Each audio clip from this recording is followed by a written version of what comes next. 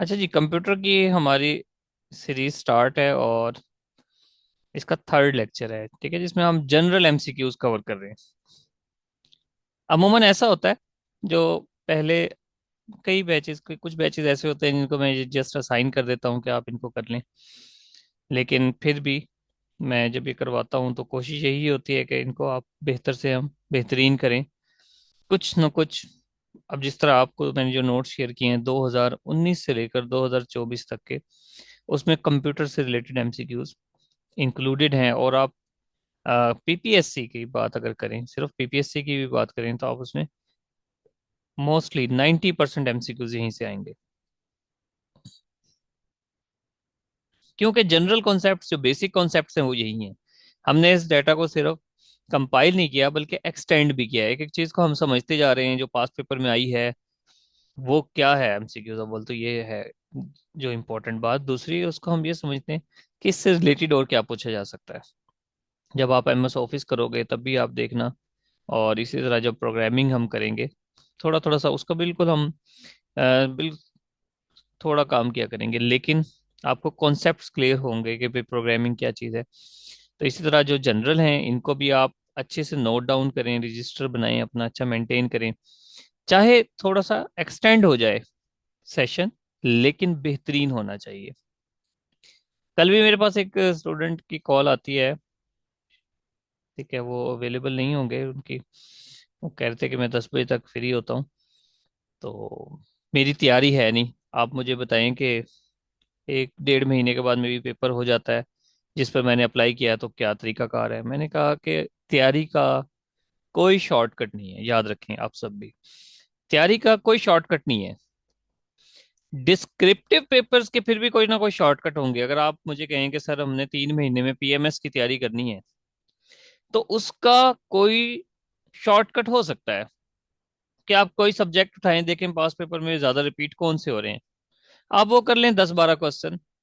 तो पॉसिबिलिटी है कि वहां से आ जाएगा, नहीं आएगा तो उसकी किसी डोमेन से आ जाएगा, कुछ ना कुछ लिखा होगा। लेकिन जीके का कोई शॉर्टकट नहीं है।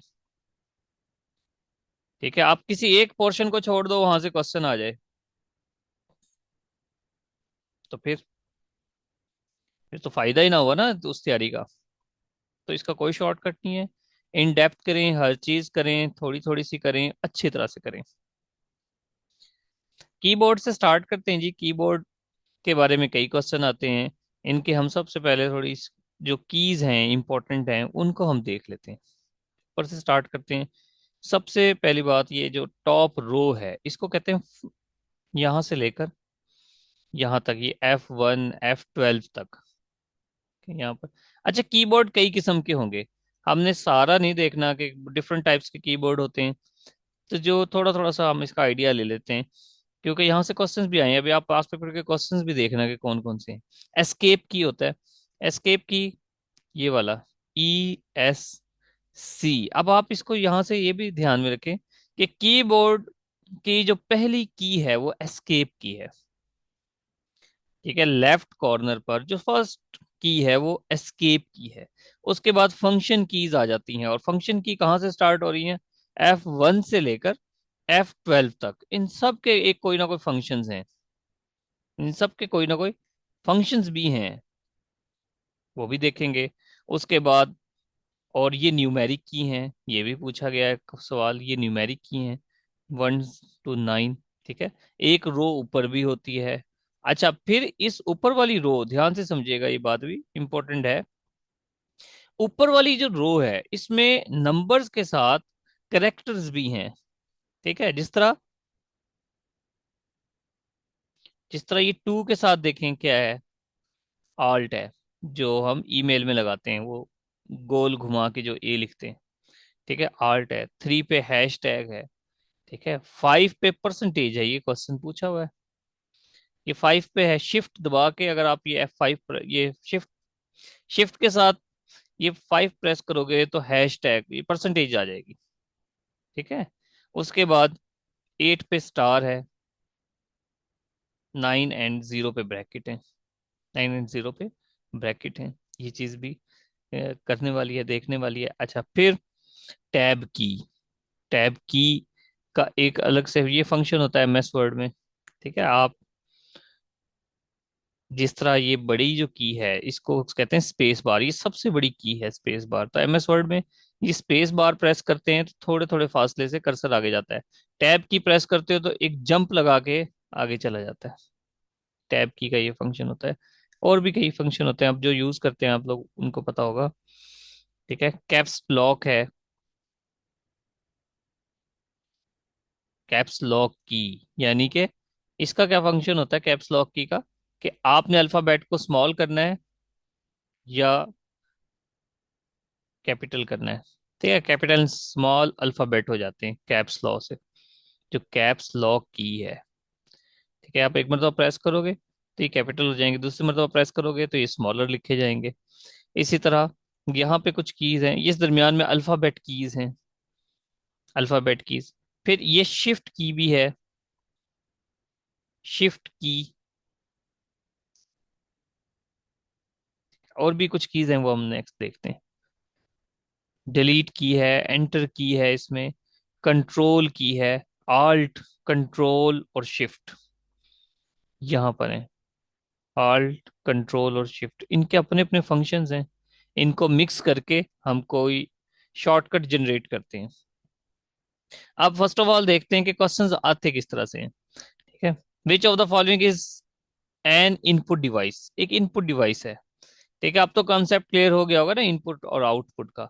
तो प्रिंटर तो नहीं हो सकता, स्पीकर भी नहीं हो सकता, दोनों आउटपुट हैं, जबकि कीबोर्ड इनपुट है। कीबोर्ड को प्रेस करते हो तो एक सिग्नल चला जाता है कंप्यूटर में। ठीक है, वो इलेक्ट्रिक, हमने उसको मैनुअली प्रेस किया और इलेक्ट्रिक सिग्नल जनरेट हो गया। फिर न्यूमेरिक पैड कहाँ पर है जी, कीबोर्ड में। आ गया ना क्वेश्चन 2021 में उसने पूछा। तो कीबोर्ड में न्यूमेरिक पैड है। अब न्यूमेरिक पैड मतलब नंबर्स जो लिखे होते हैं। ठीक है, और क्यूब की जो कीबोर्ड की अरेंजमेंट है अल्फाबेट की, वो क्यूवर्टी अरेंजमेंट होती है। अब इस चीज को ध्यान से समझ लेना। नंबर वन, तो ये जो कीबोर्ड है ये लेथम शोल ने बनाया था, डिजाइन किया था, क्रिस्टोफर लेथम शोल ने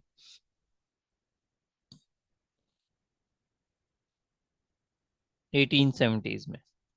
Christopher Latham, LATHAM, Latham Sholes, SHOLES। Christopher Latham Sholes ने 1870s में ये बनाया था। अब ये क्यूवर्टी क्यों बनाते हैं हम, क्यूवर्टी का मतलब होता है, अभी आप आगे देखोगे कि इसकी जो अरेंजमेंट है वो ABCD के हिसाब से नहीं होती, इसकी अरेंजमेंट होती है डिफरेंट। यानी कि बिल्कुल जो अल्फाबेट यहाँ पे लिखे हुए हैं QWERTY, ठीक है, ये क्यूवर्टी कहलाते हैं, यानी कि सबसे पहले जो अल्फाबेट्स हैं वो यही हैं।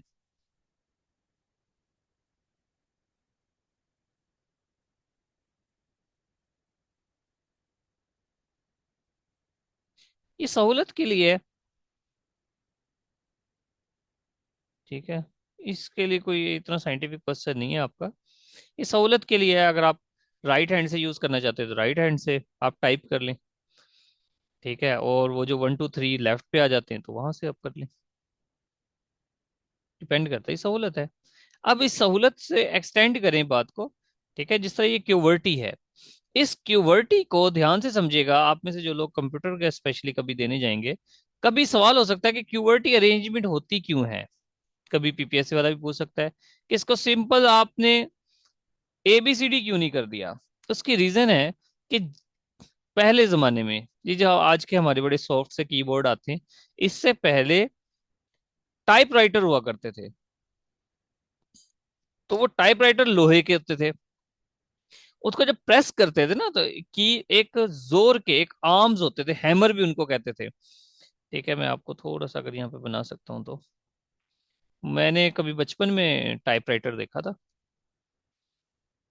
ये इस तरह का ना एक लोहे का पुर्जा होता था बटन के साथ जुड़ा हुआ, और ये आगे टिप होती थी ऐसे, इस टिप पर इंक लगी होती थी। ठीक है, यहाँ पर ये बटन लगा होता था, यहाँ पे बटन लगा होता था। ठीक है, इसको प्रेस करते थे तो ये जो टिप है ये कागज पे जाकर प्रेस होती थी, लगती थी जाके ABCD। तो जो टाइपराइटर्स को यूज करते थे उनकी स्पीड को कम करने के लिए, कि वो स्पीडीली यूज ना करें, उनकी मतलब स्पीडली वो यूज करते थे, तो उनकी स्पीड को कम करने के लिए ये अरेंजमेंट डिफरेंट कर दी थी, नंबर वन। अब आप कहेंगे कि ये आखिर क्यूवर्टी ही क्यों बनाई? क्यूवर्टी इसलिए बनाई क्योंकि इसको इस तरह से अरेंज किया गया कि कुछ अल्फाबेट होते हैं जो ज्यादा यूज होते हैं, और कुछ ऐसे होते हैं जो कम यूज होते हैं। जो ज्यादा यूज होने वाले हैं उनको उसने क्या किया कि रैंडम कर दिया। कुछ मल्टीपल यूज वाले, जिस तरह ये क्यू, ये ई बहुत यूज होता है, टी बहुत यूज होता है। ठीक है, इससे नीचे वाली रो में आए तो ए यूज हो जाता है, डिफरेंट। और फिर थर्ड रो में कुछ जेड बहुत कम यूज होता है। इस तरह से मिक्स कर दिया उसने, ताकि ये जो हैमर्स हैं, सेम हैमर्स अगर एक ही जगह पर जो ज्यादा यूज होते हैं, अगर वो तेजी से यूज किए जाएं तो आपस में वो इंटेंगल हो जाते थे। ठीक है, इस तरह टाइपराइटर के खराब होने का खतरा होता था, चुनाचा उसने फिर ये अरेंजमेंट दे दी। बात समझ आई कि ऊपर से गई है?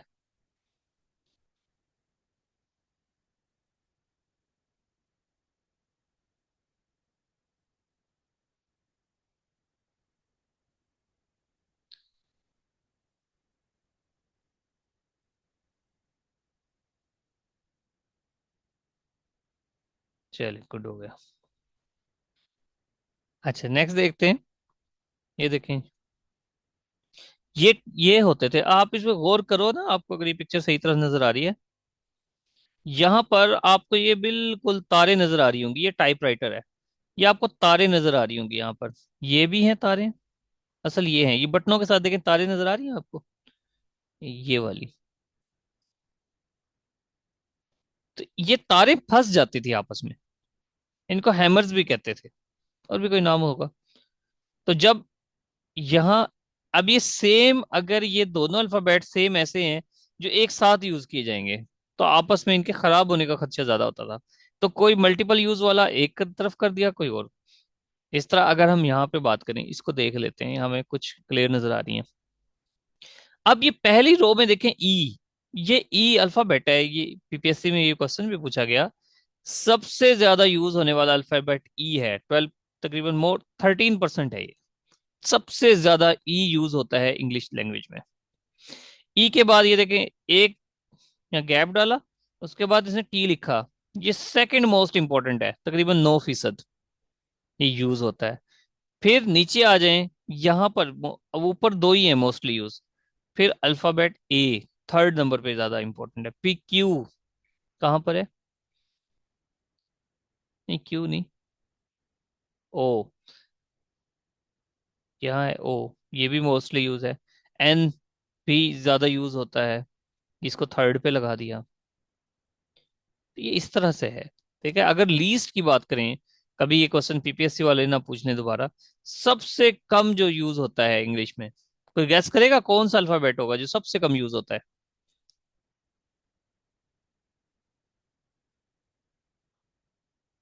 हाँ जी, कोई गैस करे।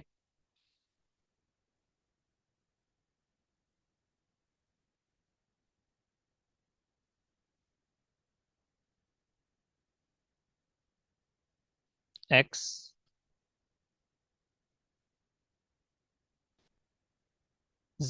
नहीं, जे होता है, जे। नहीं, जेड होगा, जेड। आपके जवाबों ने मुझे भी कंफ्यूज कर दिया। मेरे ख्याल से जेड है सबसे कम यूज, आखिरी है और सबसे कम है। मजीद आप इसको देख लेना अगर मैं बोल रहा हूँ तो। ठीक है, अब यहाँ पर वो जो हमने बात की थी, आल्ट शिफ्ट और कंट्रोल। ठीक है, आल्ट शिफ्ट और कंट्रोल, ये अरेंजमेंट देखें थोड़ी सी यहाँ पर डिफरेंट है। आल्ट शिफ्ट और कंट्रोल को हम कंट्रोल कीज कहते हैं। ठीक है, कंट्रोल कीज। अब ये भी दो जगह, दो तरफ होती हैं, राइट भी होती हैं, लेफ्ट भी होती हैं। ठीक है, control keys, alpha numeric keys. अगर अल्फाबेट कीज और न्यूमेरिक कीज को आपस में मिला दें तो उनको कहते हैं अल्फा न्यूमेरिक की, फंक्शन की। और ये नेविगेशन की में डायरेक्शंस वगैरह के लिए।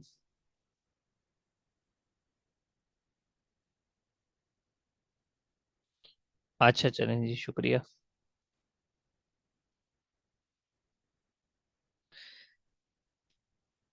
Control shift and alt are called modifier.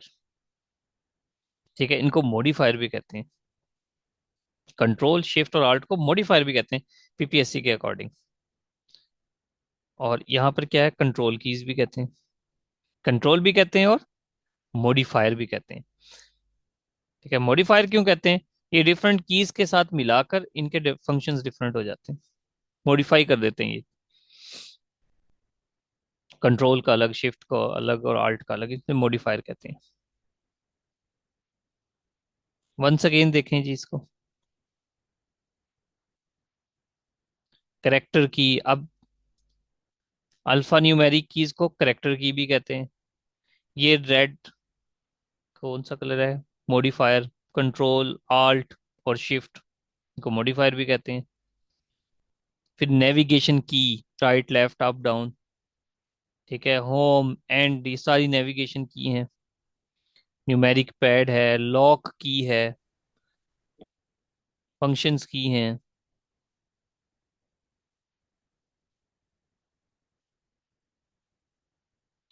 Okay जी। अब आते हैं हम पोर्ट पे, थोड़ा सा चेंज करें। अगर कीबोर्ड कीबोर्ड तो बहुत आसान था, सभी जानते होंगे कीबोर्ड को। बाकी अब आते हैं पोर्ट पे एंड स्लॉट पे।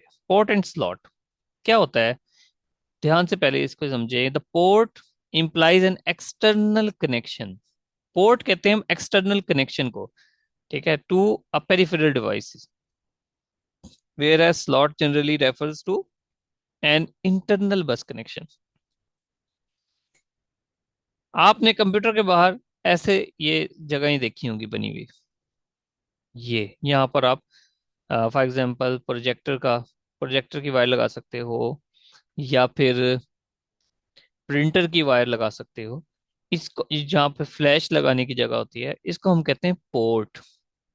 ठीक है, इसको हम कहते हैं पोर्ट। या आपके हैंड फ्री लगाने की भी जगह होती है, चार्जिंग करने के लिए भी होती है। ये जो हमें बाहर से जो कनेक्शन नजर आ रहा होता है, उसको हम पोर्ट कहते हैं। अब ये देखें, ये पोर्ट की जगह बनी हुई है कि हमने फ्लैश उठाई और इसके अंदर लगा दिया, तो ये तो हो गया पोर्ट। लेकिन अगर हम कंप्यूटर के इनसाइड चले जाएं और हमने रैम एडजस्ट करनी है, यहाँ पर रैम लगानी है, तो रैम के लिए जो जगह उसने बनाई हुई है, उसको हम कहते हैं स्लॉट। इसको हम कहते हैं स्लॉट। वंस अगेन हम देखते हैं हमने क्या पढ़ा है। The word port implies an external connection to a peripheral device। Peripheral device यानी कि बाहर वाली डिवाइस के लिए जो हम कनेक्शन यूज करते हैं, उसको हम पोर्ट कहते हैं। जबकि slot generally refers to an internal bus connection. ठीक है, बस क्या होती है ये हम प्रोग्रामिंग में पढ़ेंगे। ठीक है, ये वो बस नहीं है जिससे हम ट्रेवल करते हैं। ठीक है, इससे सिग्नल्स ट्रेवल होते हैं।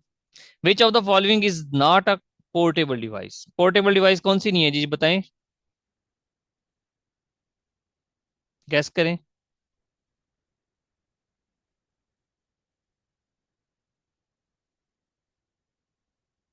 Sir desktop computer. Desktop computer, very good, शाबाश। ठीक है, डेस्कटॉप कंप्यूटर पूरा कंप्यूटर है, उसने किसी के साथ क्या पोर्ट होना है? ठीक है, आईपॉड पर लग सकते हैं, थंब ड्राइव, ठीक है, यानी कि फ्लैश लग सकती है, लैपटॉप भी पोर्टेबल हो सकते हैं, लेकिन कंप्यूटर, डेस्कटॉप कंप्यूटर तो पोर्टेबल नहीं है ना। हाँ जी, बिल्कुल ठीक गुलशन, आपका आंसर डेस्कटॉप है। ओके, गुड, शाबाश। नेक्स्ट है, which of the following is the highest speed slot? AGP. ठीक है, इस एजीपी क्या होती है? AGP mean accelerated graphics port. ये हाईएस्ट स्पीड स्लॉट है। हाईएस्ट स्पीड स्लॉट, ये क्या होता है? इसमें video designed for attachment design for attaching a video card to a computer system to assist in the acceleration of 3D computer graphics. 3D computer graphics वगैरह के लिए use होती है। एक्सेलरेटेड ग्राफिक पोर्ट है, ग्राफिक पोर्ट है, बस यूं समझ लें।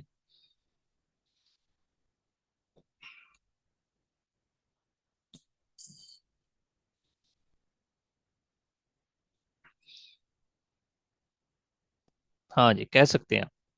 पोर्टेबल का मतलब है जो पोर्ट में एडजस्ट हो जाए। पोर्टेबल का मतलब है जो पोर्ट में एडजस्ट हो जाए, यानी कि किसी कंप्यूटर के साथ जुड़ जाए वायर के जरिए। आपने वायर लगाई, ठीक है, वायर ना भी हो डायरेक्ट भी लग सकता है, ऐसा फ्लैश है, आप कंप्यूटर में लगाते हैं फ्लैश, सारी की सारी कंप्यूटर में आ जाती है। इसका ये मतलब है। ठीक है, जो एक्सेलरेटेड ग्राफिक पोर्ट है वो हाईएस्ट स्पीड स्लॉट है। उसकी स्लॉट हाईएस्ट स्पीड होती है। क्यों? क्योंकि ग्राफिक्स का खुद से एक बड़ा बर्डन होता है, काफी ज्यादा, इसलिए उसके लिए स्लॉट हाईएस्ट स्पीड बनाई जाती है। ये एजीपी स्लॉट है। फिर यूएसबी एंड ईथरनेट पोर्ट। ठीक है, यूएसबी एंड ईथरनेट पोर्ट, ये एग्जांपल्स हैं।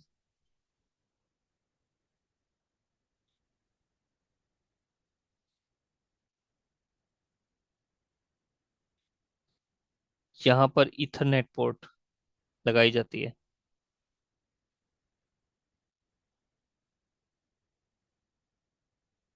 ठीक है, ये जो नेट के कनेक्शन को कैच करती है, ईथरनेट।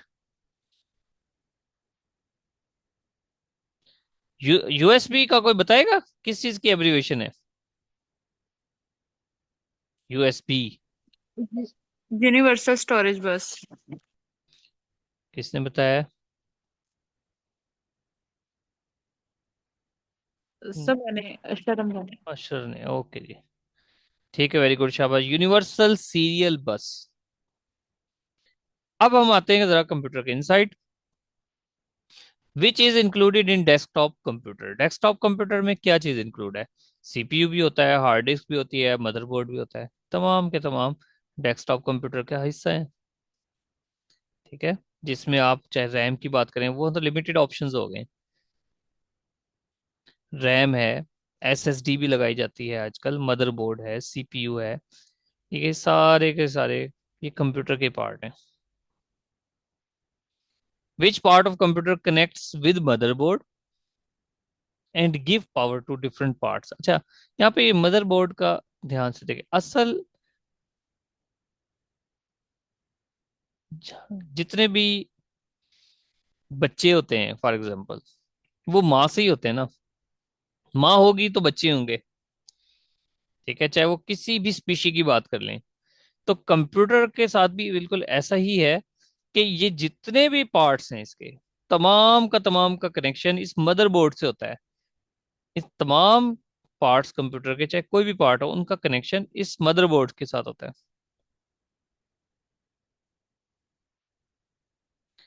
हाँ जी, ये एमसीक्यूज पीपीएससी के पेपर से ही हैं, और आगे उसका ईयर भी लिखा हुआ है कि किस साल में पूछे गए। और मैंने आपको पीडीएफ फाइल भी शेयर की हुई है जिसमें 2019 से 24 तक के पेपर्स भी कंप्लीट हैं।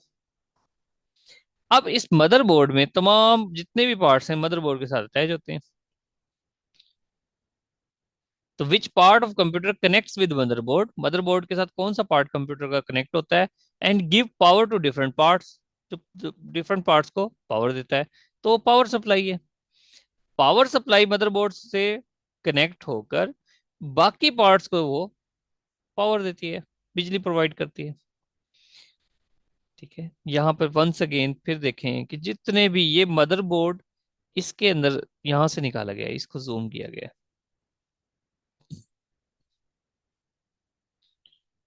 ठीक है, इसके अंदर मदरबोर्ड होता है। आजकल तो ये इतना बड़ा सीपीयू यूज ही नहीं होता।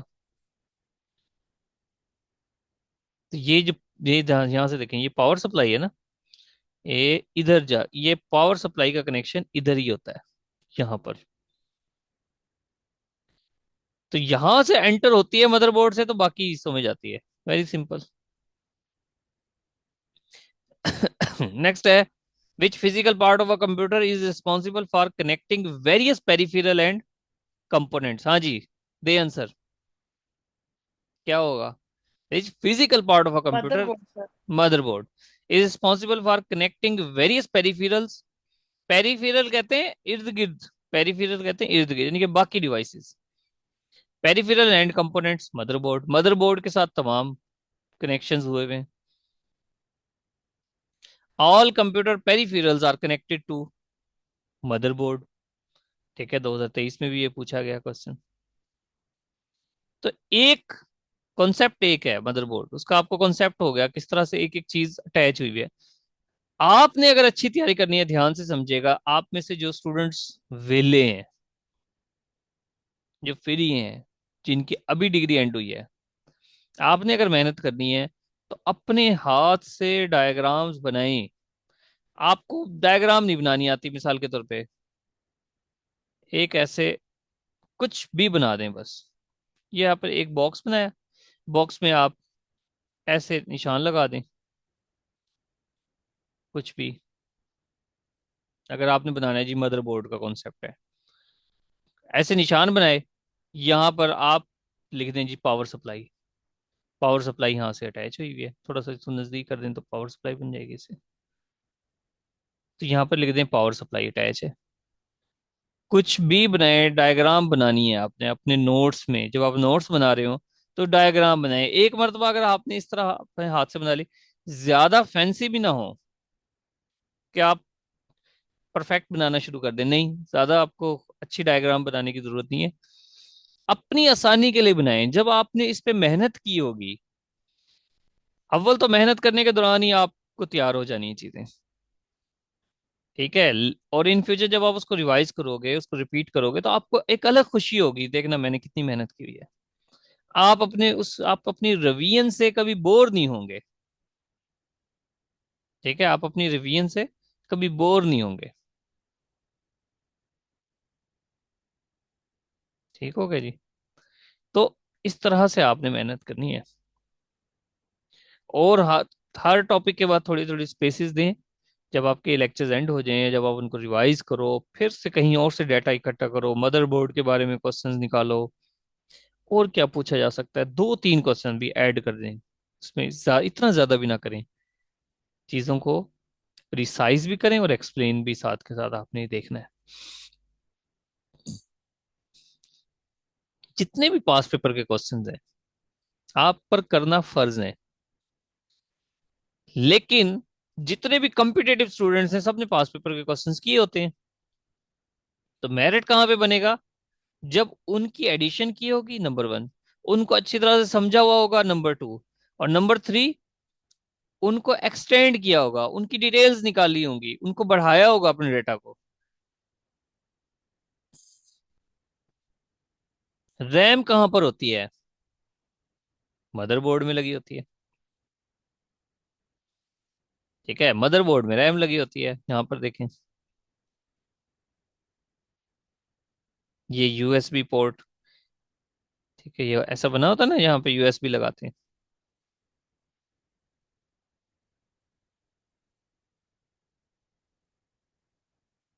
चलिए, वैसे आ गया। Brain of computer is called central processing unit, इसको हम कहते हैं ब्रेन ऑफ कंप्यूटर। अब ये ब्रेन ऑफ कंप्यूटर यानी कि सीपीयू बेसिकली मदरबोर्ड का हिस्सा है, मदरबोर्ड में लगा होता है सीपीयू, सेंट्रल प्रोसेसिंग यूनिट। ठीक है, अब आप ये देखें, ये सीपीयू और उसके साथ ये कनेक्शन देख रहे हो, ये वो कनेक्शन हैं जो मदरबोर्ड के अंदर लगे होते हैं, मदरबोर्ड के साथ ही जुड़े होते हैं। काम सारा इसने करना है, सीपीयू ने।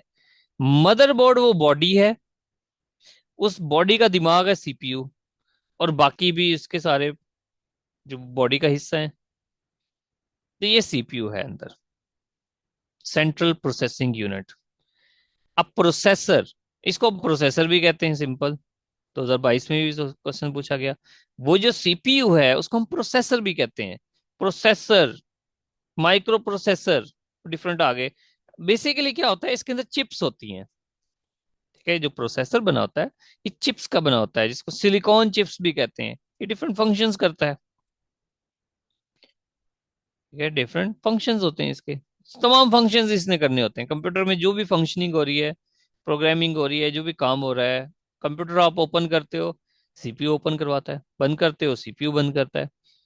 कोई आपने कैलकुलेशन करनी है, कुछ भी करना है, तो वो सीपीयू ने करना होता है। स्मार्ट कार्ड, स्मार्ट कार्ड क्या होता है जी? स्मार्ट कार्ड कहते हैं micro processor card, smart card. ठीक है, आप अब नादरा ऑफिस में जब जाते हैं कहते हैं स्मार्ट कार्ड बनवा बना दें जी हमारा स्मार्ट कार्ड। तो ये क्यों कहते हैं? क्योंकि यहाँ पर ये सिलिकॉन चिप लगी होती है। ठीक है, वैसे ये कंप्यूटर से अलग ही हो गया है क्वेश्चन, लेकिन ये इसको स्मार्ट कार्ड, वैसे चलो यहाँ आ गए तो ये आपकी लोकेशन वगैरह को लोकेट कर लेता है। ये भी इसमें सिलिकॉन चिप्स हैं, सॉरी सिलिकॉन का तो पता नहीं, लेकिन ये भी चिप्स लगी हुई हैं।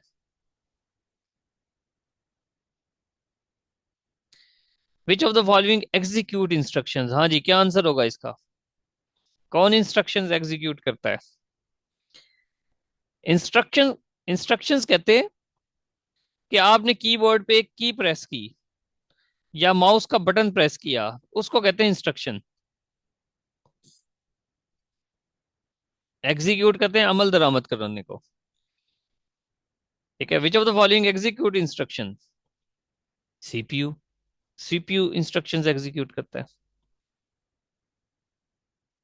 What components are found in the CPU? CPU, what components are found in the CPU? CPU के अंदर कौन से कंपोनेंट्स हैं? सीपीयू दो हिस्सों का, दो चीजों का बना होता है। एक होता है कंट्रोल यूनिट, एक होता है अरिथमेटिक लॉजिकल यूनिट। अब इसको ध्यान से समझ लेना, इसका कॉन्सेप्ट यहाँ क्लियर कर लेना। पहले ये पिक्चर देखते हैं। ये सीपीयू है सारा, ये सारा सीपीयू। इस सीपीयू के अंदर है कंट्रोल यूनिट और है अरिथमेटिक लॉजिक यूनिट। आपके पास ये इनपुट डिवाइस है, ये कीबोर्ड है आपका। आपने कीबोर्ड पे प्रेस किया बटन, अपना नाम लिख दिया, वो जो इंस्ट्रक्शंस हैं वो सीपीयू में जाएंगी। ठीक है, सीपीयू ये देखेगा कि भाई आखिर ये जो इंस्ट्रक्शंस आई हैं ये रिलेटेड किससे हैं। या आप सर्च करते हो अपने कंप्यूटर में, कंट्रोल एफ प्रेस करके सर्च कर लेते हो कि भाई मुझे ना ये वाला फोल्डर चाहिए, ये वाली फाइल चाहिए, टेस्ट चाहिए कंप्यूटर का। अब वो टेस्ट रखा हुआ कहाँ पर है? मेमोरी में। टेस्ट रखा हुआ कहाँ पर है? मेमोरी में। लेकिन उसको फाइंड आउट करना, उसको डिस्प्ले कौन करवाएगा? सीपीयू। ये यहाँ पर जैसे जब इसको फाइंड आउट कर लेगा आपकी स्क्रीन पे शो हो जाएगा। वो स्क्रीन क्या है? Output device. समझ आ गई बात की? तो इस तरह से होता है। अब इसको अगर हम दोबारा से देखें, what components are found in the CPU. Class class end हो जाए तो दोबारा ज्वाइन कर।